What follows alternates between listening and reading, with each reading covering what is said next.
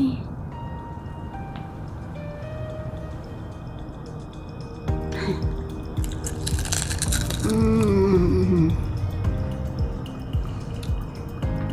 So good.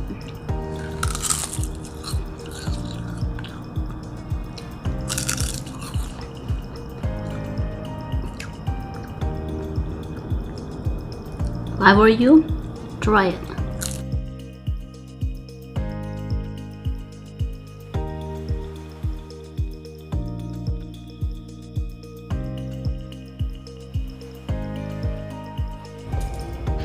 Hello everyone, it's Kenneth again. Welcome back to my channel. In today's video, tuturuan ko po kayo kung paano magluto or mag-bake ng kale chips. It's very easy and I'm using this when I did my keto diet. Okay, so I just want to share a simple way how to make kale chips. So let's begin. I already prepare and cut in a small pieces the kale. It's a fresh one, so I need olive oil,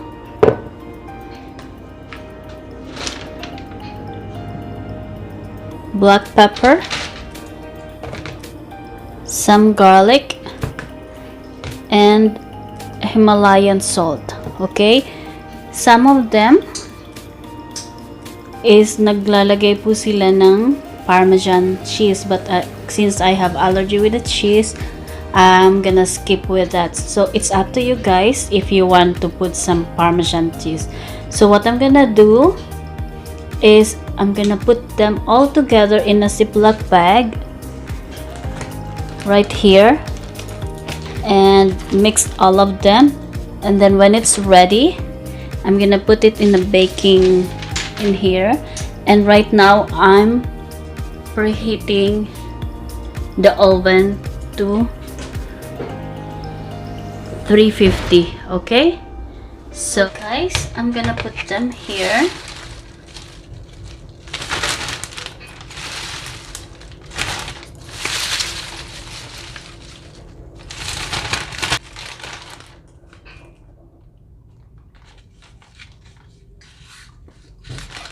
Guys, this one doesn't have exact measurement, okay?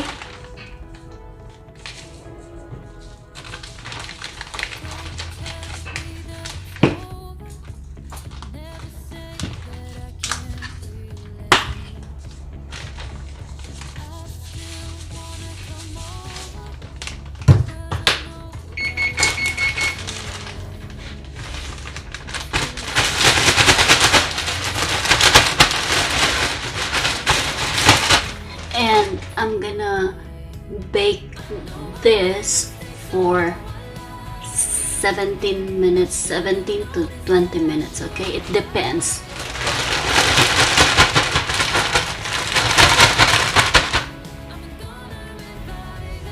So guys, when you bake it, this is how it looks like. I mean, ganito siya dapat naka-layer, okay? So I'm just gonna go ahead and put it in the oven.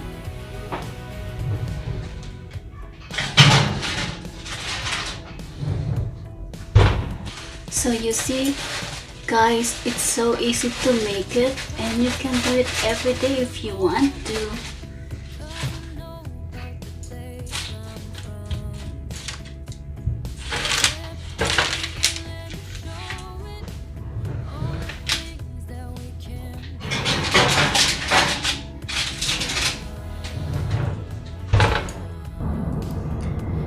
So guys, here you go, the kale chips. Nakita nyo naman kanina na masyado siyang marami, diba? And I even think na too much for me. So this is the kale chips.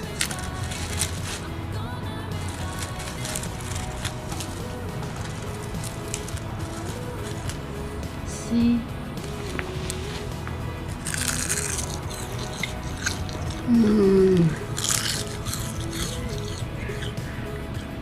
This is good! Yummy.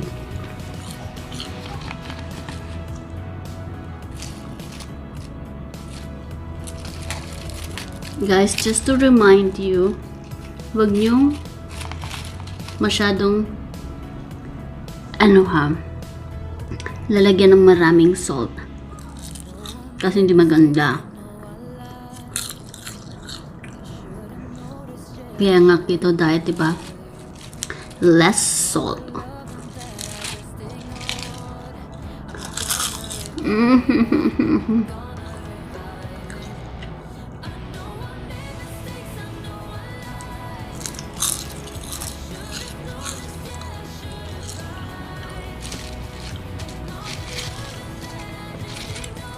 You know, yung taste ng garlic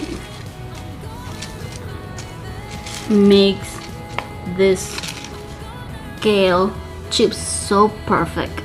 See how perfect is this one? Perfect taste, perfect for everything. The crisp and the shape. This is real. See?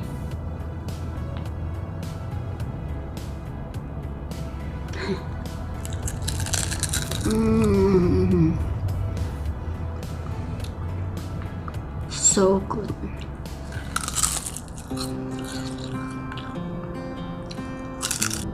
So my butterfly friends, that's all for now.